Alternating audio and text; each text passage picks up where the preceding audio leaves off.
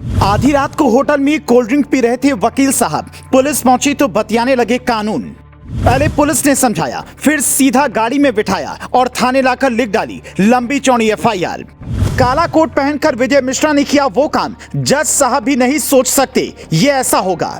तारीख 29 जुलाई 2023, जगह Hyatt hotel, विभूति खंड, लखनऊ। यूपी पुलिस के जवान गाड़ी से उतरते हैं, सीधा होटल में दाखिल होते हैं। जिसे पकड़ने आए थे वो देखते ही कहता है, आओ साहब आओ। उसे एहसास ही नहीं होता है कि पुलिस उसके साथ बैठने नहीं बल्कि उसे उठाने आई है। वो कोल्ड ड्रिंक का गिलास लेकर टेबल पर रखता है, तभी उसके दोस्त पुलिस से उलझ जाते हैं।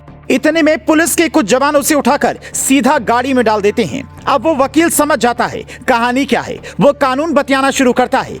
ऐसे कैसे आधी रात को उठा लोगे आप? वारंट दिखाओ, कागज दिखाओ, कोर्ट में चलो फिर बताता हूँ। पर योगी की पुलिस उसके हर सवाल का जवाब नहीं देती बल्कि सीधा उठाकर थाने ले जाती है और उसके बाद एक लंबी चौड़ी एफआईआर तैयार होती है जिसमें लिखे आरोपों की फहरिस्त सुनकर खुद जज साहब भी हैरान हो जाएंगे। वकील विजय मिश्रा ने माफिया अतीक अहमद और उसके भाई अशरफ की न सिर्फ कानूनी तौर पर मदद की बल्कि उसे दूसरी तरीके से भी फायदा पहुंचाया। निचली अदालत से लेकर ऊपरी अदालत तक विजय मिश्रा ने अतीक का केस लड़ा और उमेश पाल केस में इसके शामिल होने का शक है। आरोप सिर्फ इतना ही नहीं है बल्कि कुछ दिनों पहले वकील साहब का एक ऑडियो भी वायरल हुआ था जिसमें एक प्लाईवुड कारोबारी को अतीक और अशरफ में नाम कर धमकी दे रहे थे।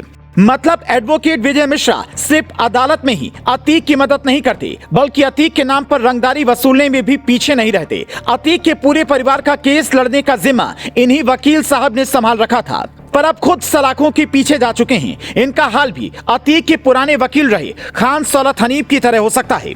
उमेश पाल केस में खान सौलत हनीफ को भी अतीक के साथ उम्र कैद की सजा सुनाई गई थी। कोर्ट में इस बात के सबूत पेश किए गए कि वकील को इस पूरे केस की जानकारी पहले से थी। उमेश पाल के अपहरण की योजना में हनीफ न सिर्फ शामिल था बल्कि एक साजिशकर्ता भी था।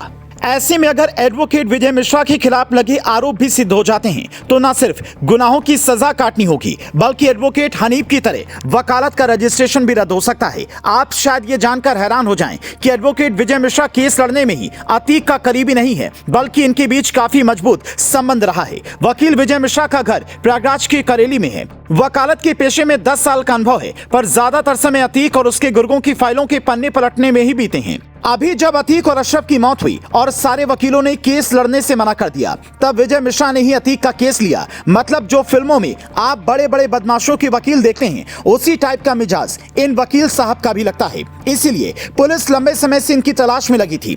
प्रयागराज पुलिस ने कुछ दिन पहले एसटीएफ से वकील साहब का लोकेशन ट्रेस करने में मदद मांगी थी और जैसे ही लोकेशन मिली साहब दबोच लिए गए। एडवोकेट विजय मिश्रा की गिरफ्तारी के बाद ऐसी उम्मीद जताई जा रही है कि शाइस्ता भी सरेंडर कर दे। अतीक की पत्नी शाइस्ता प्रवीण, उसके रिश्तेदार जैनब, आयशा और शाहीन सब फरार चल रहे हैं। कानूनी मदद मिलने की उम्मीद में सब भागे भागे फिर रहे हैं, पर अब सरेंडर करने के लिए मजबूर हो जाएंगे।